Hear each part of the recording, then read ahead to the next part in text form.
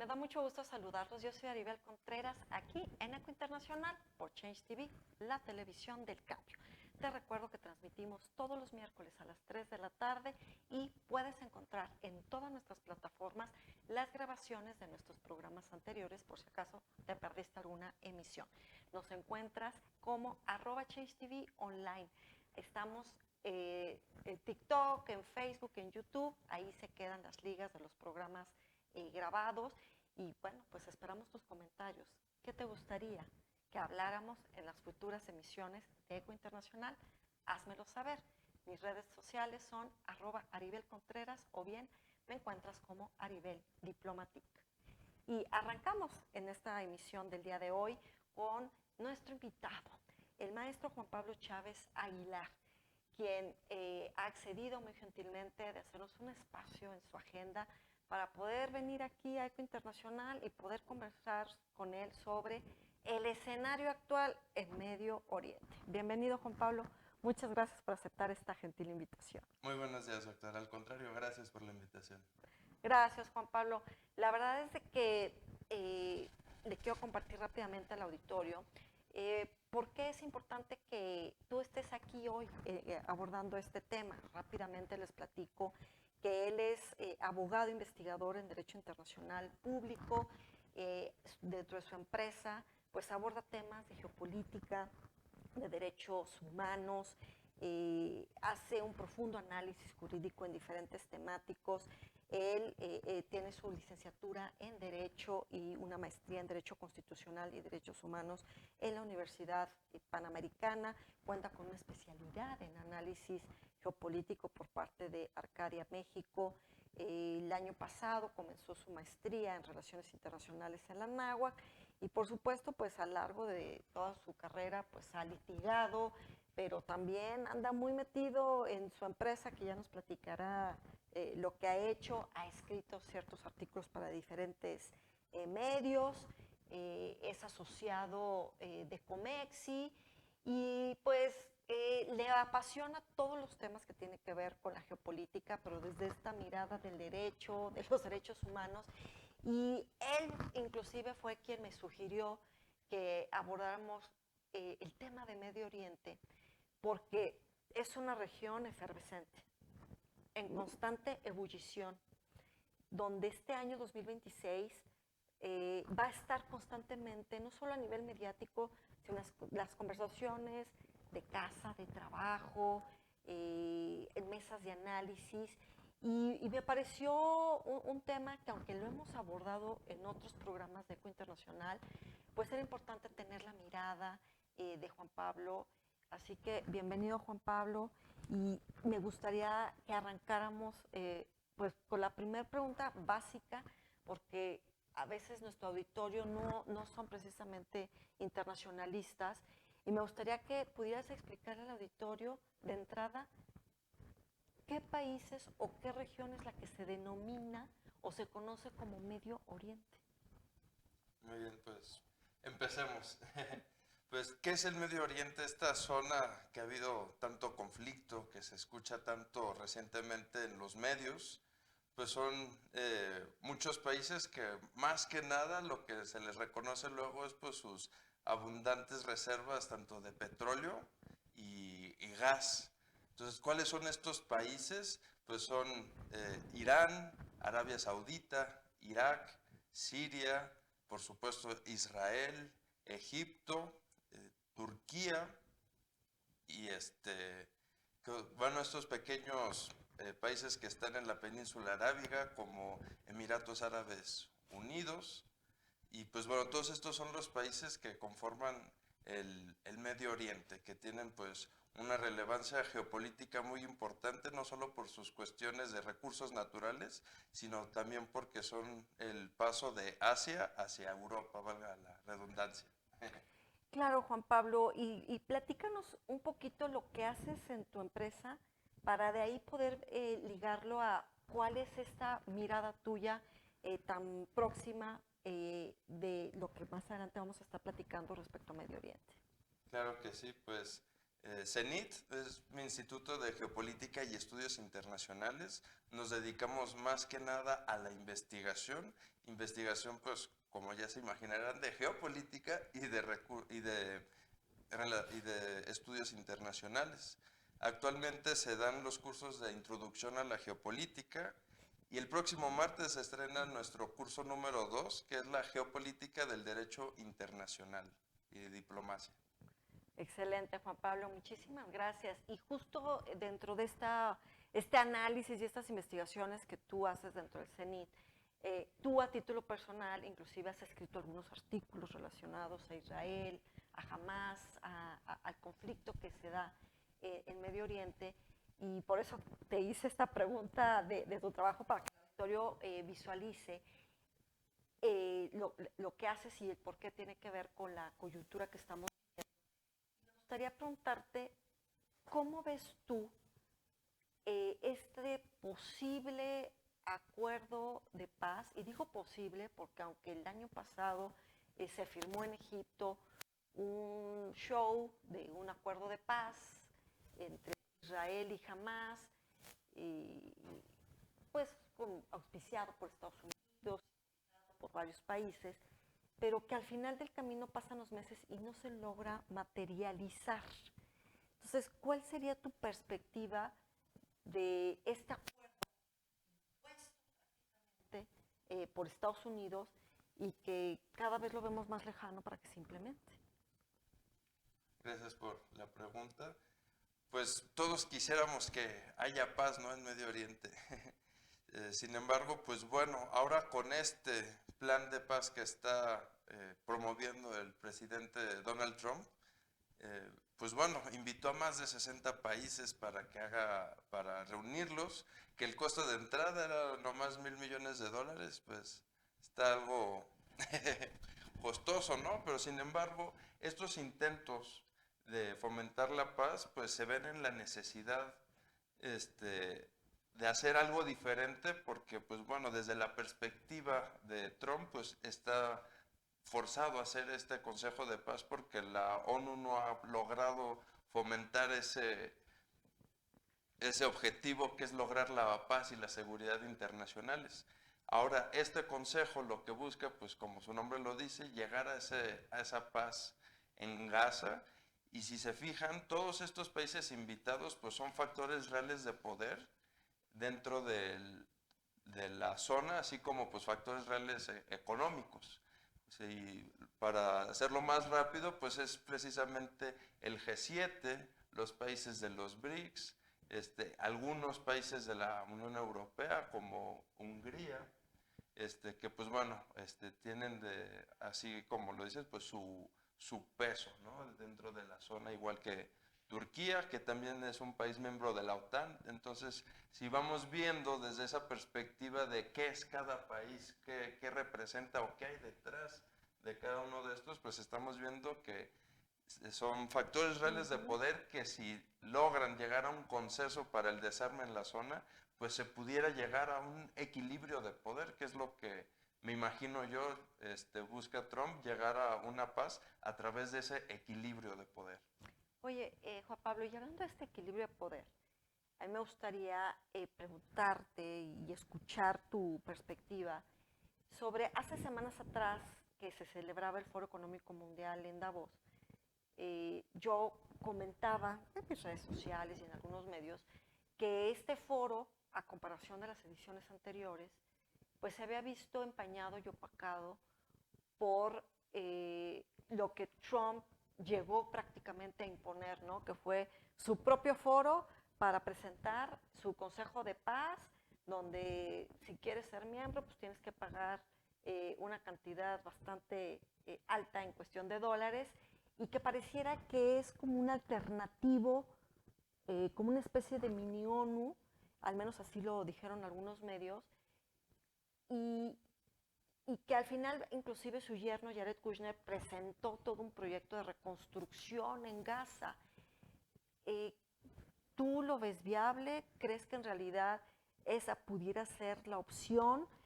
¿Hay algún plan B? O sea, o sí tenemos que irnos con el plan A, que es esta apuesta de hacer un resort, invertir, supuestamente aprovechar la mano de obra de los gazatíes, que haya inversión de países árabes, de Estados Unidos, y que de esa manera pues Gaza pueda convertirse en un gran sitio turístico. ¿Es viable o más bien esto habría que tirarlo a la basura y pensar en otra opción que tú veas? Oh, muy interesante pregunta. Pues bueno, podrá haber muchas opiniones, sin embargo, pues cualquier cosa puede ser viable. Hay una frase que me gusta mucho que dice, mientras haya voluntad, hay camino.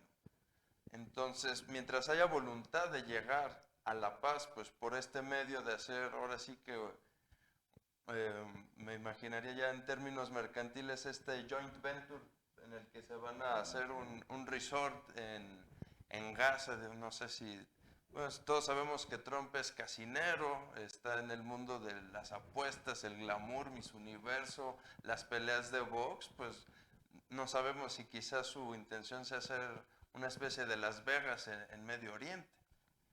Entonces, pues bueno, en este sentido, cuando estamos hablando de llegar de paz a través de esta empresa económica que estarían haciendo los países, pues lo veo viable en el sentido de que, pues bueno, en Bretton Woods se hizo una cuestión sobre cómo se iba a llevar la economía en el mundo y pues ha llevado a cierta paz en el sentido de que las guerras pues ya no son como un enfrentamiento entre ejércitos, sino que pues ya por decirlo de alguna forma más con eufemismos, pues ya son como guerras económicas entre los países. A ver qué moneda está más fuerte. Entonces, si se hace este joint venture entre países para desarrollar unas cuestiones económicas y promover la paz, pues desde esa perspectiva sí la veo viable, pero siempre que sea pues no impuesta, sino que haya un consenso, que haya voluntad.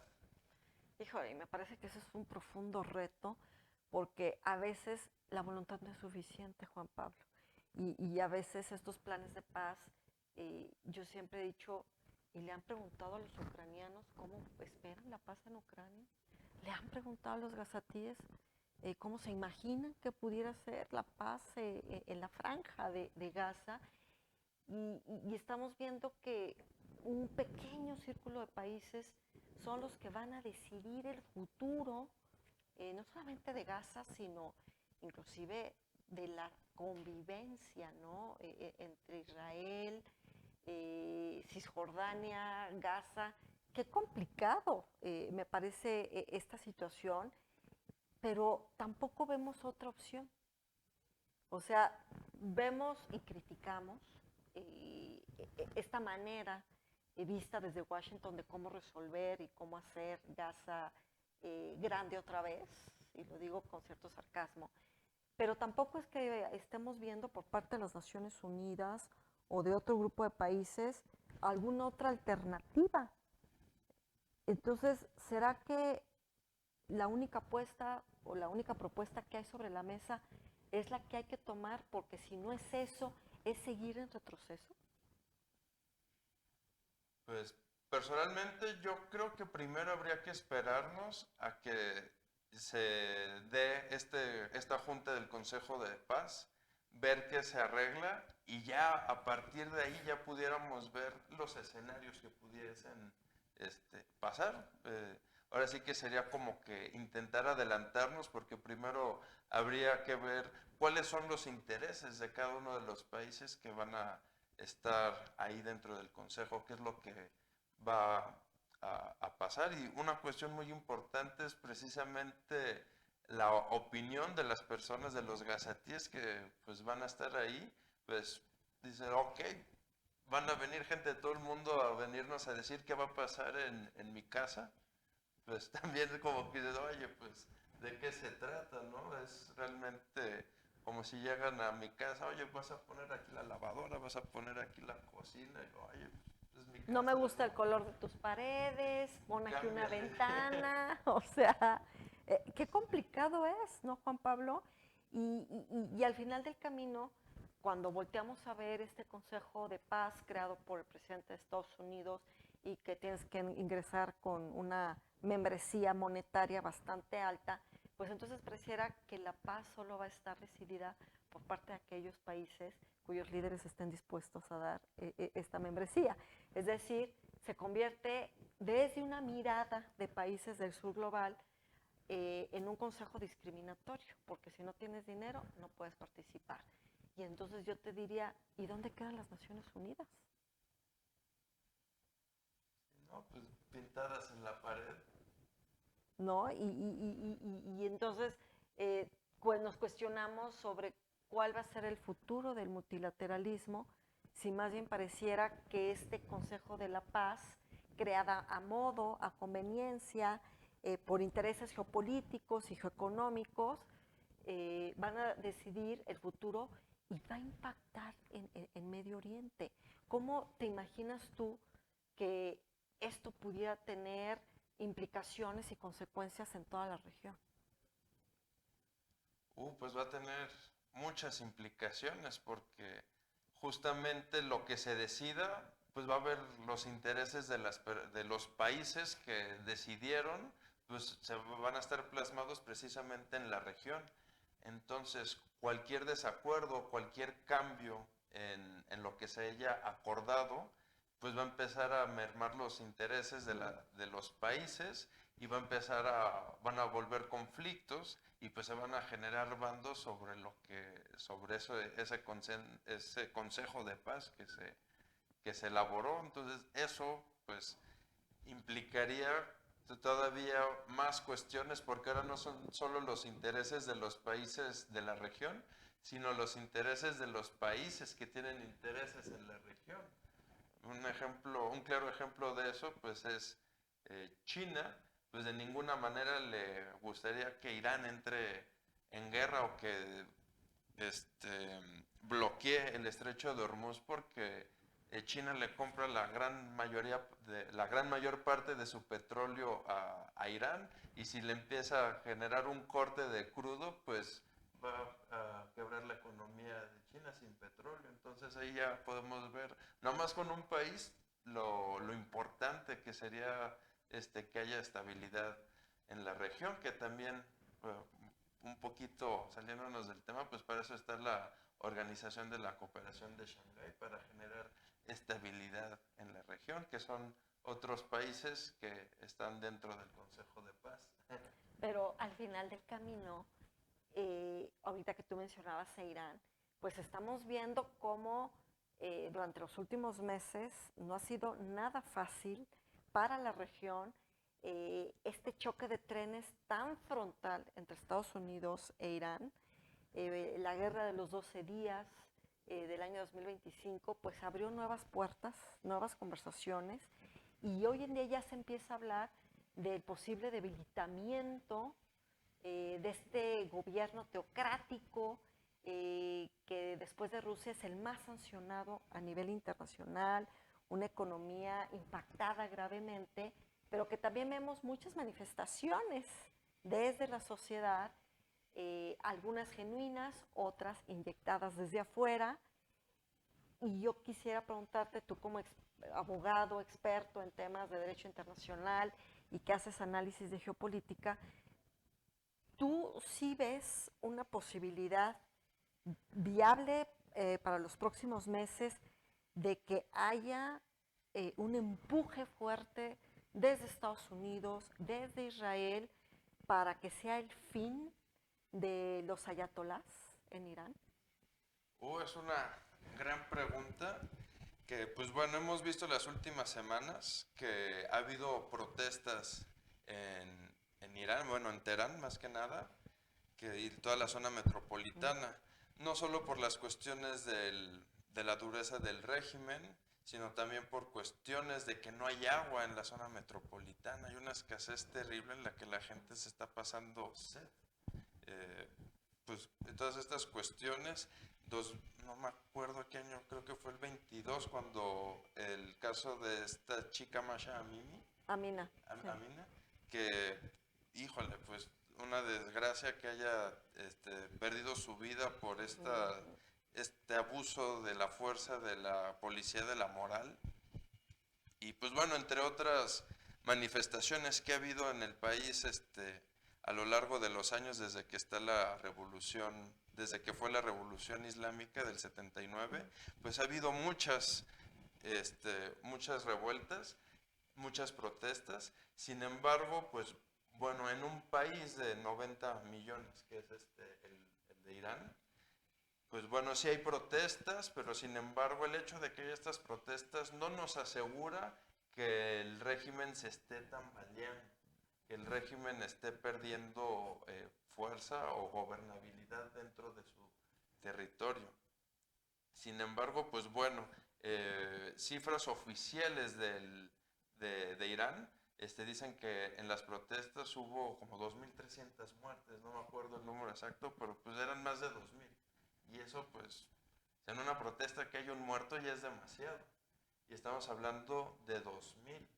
Y algo interesante que tenemos que tomar en cuenta es que Irán es un país islámico, sí, pero no es cualquier país islámico, es chiita. Y hay que entender muy bien estas cuestiones para entender cuál es la esencia del país persa. Y esto lo menciono, lo traigo a colación, porque en el Islam chiita se cree que el alma de las personas después de muertas se queda 40 días digamos como que en la tierra, y después de los 40 días pues ya continúa su camino el alma. En la revolución del 79, ¿qué es lo que pasaba? Mataban a dos personas, 40 días después iban a marchar en memoria a estas dos personas, reprimían, se morían más personas, y cada 40 días hacían marchas, y cada vez pues se iba aumentando exponencialmente de acuerdo al número de muertos. Si ahorita estamos en 2.300 muertos, pues al final del año ya vamos a hablar no de miles, sino de centenas de miles cada vez más. Y pues bueno, la historia no siempre es igual, pero siempre rima, ¿no? Entonces pues si siguen las protestas de esta forma, sí podríamos hablar que a finales de año o el próximo año cada vez esté tambaleando más el régimen iraní. Entonces pues son posibles escenarios. Y dentro de estos escenarios, que sobre todo tú los trabajas mucho en tu empresa, yo te preguntaría, ¿hay forma de visualizar un fin verdadero de Hezbollah, de Hamas y de los Houthis? O aunque hubiera un derrocamiento del Ayatolá Jamenei, aunque hubiera un cambio de régimen verdadero y profundo al interior de la estructura gubernamental de Irán, este tipo de grupos Axis en verdad se quedarían ya eliminados o continuarían, digamos, amplificándose y sobreviviendo y recibiendo financiamiento de Qatar y de otros países porque responderían a sus propios intereses. Pues es una muy interesante pregunta porque, pues, como sabemos, bueno, no oficialmente, pero pues bueno, se sabe que Irán financia a estos grupos, a Hezbollah, a Hamas, a los Houthis en Yemen, y pues bueno, si se les rompe ese suministro a estos grupos, pues obviamente también se podrían empezar a tambalear. Sin embargo, pues serían más débiles, y ya esa debilidad pues podría ser ahora sí que el momento exacto de atacar y hacer ahora sí que un ataque final para acabar con estos grupos. Pero sin embargo, pueden acabar con estas personas, pero de igual manera las ideas siempre van a seguir. Entonces, pues bueno, esa es otra cuestión, no solo es acabar con las personas, sino con esas ideas que tienen, que pues podemos considerarlas extremistas.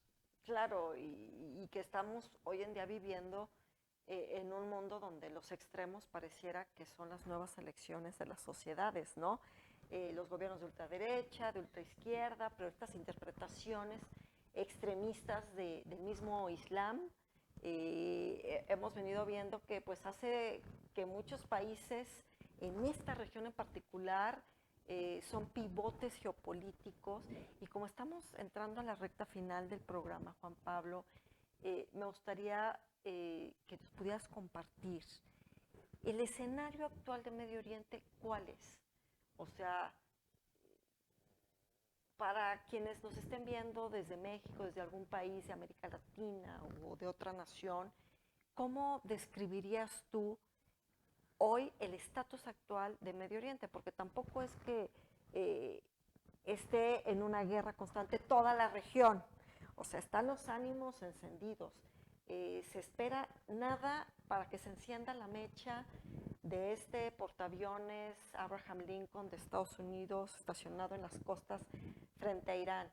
Hay un peligro constante de que Irán decidiera cerrar el estrecho de Hormuz, pero al mismo tiempo al interior de Israel pues se vigila constantemente y se monitorea cualquier movimiento de estos grupos que acabamos de mencionar y de lo que haga Irán.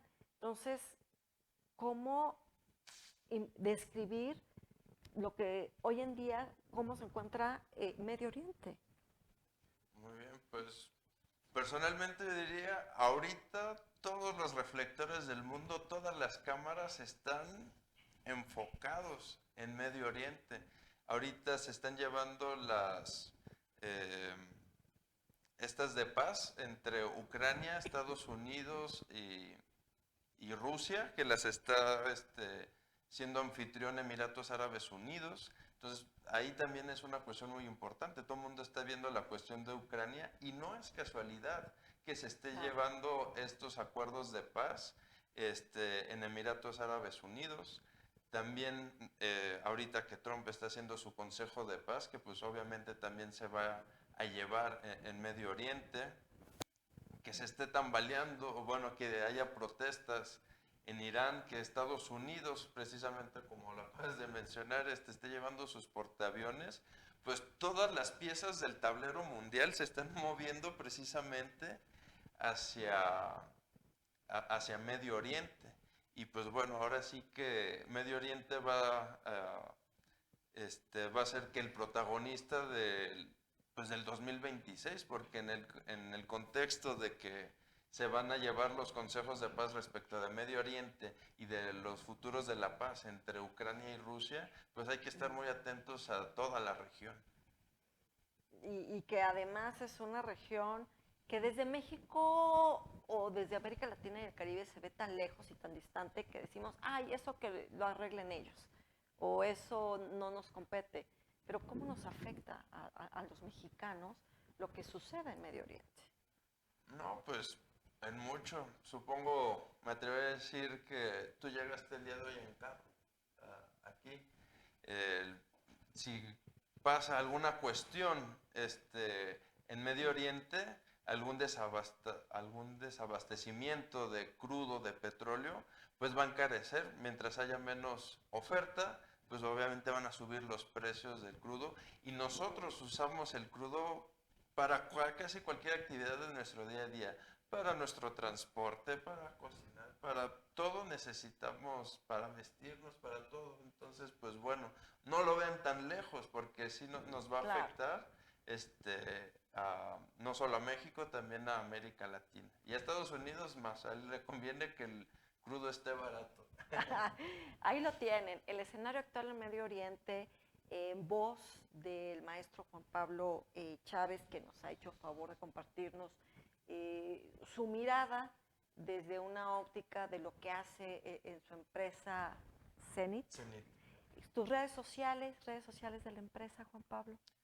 Nos pueden encontrar en Instagram como Constitución Global y ahí mismo pueden encontrar el link para que se unan a nuestra comunidad de WhatsApp, donde mandamos noticias, análisis y alguno que otro dato de interés. Excelente, pues ahí lo tienen, contáctenlo, estemos muy actualizados en estos temas desde una mirada con una metodología con expertos que se dedican al tema. Muchísimas gracias por habernos acompañado. Muchas gracias, Juan Pablo, por haber estado aquí. Te agradezco la invitación. Encantada. Nos vemos el próximo miércoles a las 3 de la tarde aquí en Eco Internacional por Change TV, la televisión del cambio. Mis redes sociales, @Aribel Contreras, o me encuentran como Aribel Diplomatic. Y también nos vemos por @Change TV online. Hasta pronto.